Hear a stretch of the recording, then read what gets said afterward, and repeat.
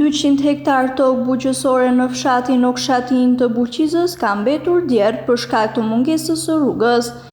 Edhe pse kjo tokë bujqësore ka ujëvaditës pasi ndodhet në breg të lumit Drinizi, pronarët që e kanë nuk e punojnë për shkak se nuk ka rrugë për mjetet agregate, nuk kanë nga të kalojnë. Banorët shprehen se jo vetëm që nuk mund të shkojnë me mjete bujqësore, por as në këmbë, pasi nuk lejohen nga pronarët e tokës, të cilët i kanë para tokës së tyre. Hamzi Kazani e Tufik Sula thonë se ky është një problem i vazhdueshëm me të cilin po përballen.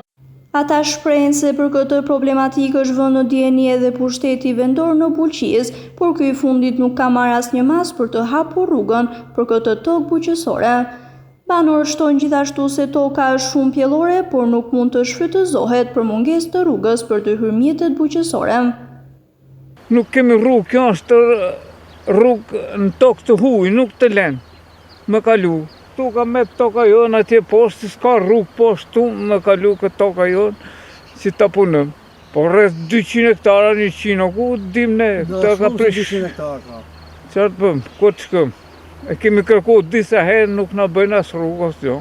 Hikin e kanë lënë tokën, ko fushat të thonë po, si të marrën votat, hikin.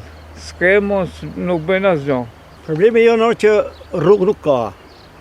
Rruga kryesore është në gjurë, për gjurë dal atje, dal këtu të morë prodhimin. Të morë prodhim. Këtu të morë prodhim, s'ka ka del, mungesa rrugës.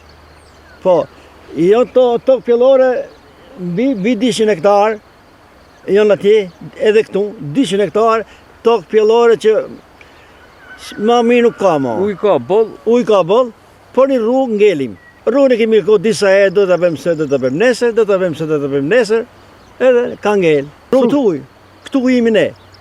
Atje dhe mu mëjtë, lopë, dhije, dali kështu, not dalin në për uj. Se s'ka për një rrugë, për një orë. S'ke rrugë, thot, ke rrugën atje, se e rrugë. Ura, këtë fshati e ka kërku, ka nevojë gjithë, pra ne kërkojmë që na ndihmoj shteti. Banorët kërkojnë që strukturat vendore të ndërhyjnë dhe të zgjidhin këtë problematikë, pasi është e domosdoshme për të gjithë banorët, jo vetëm për dy familje.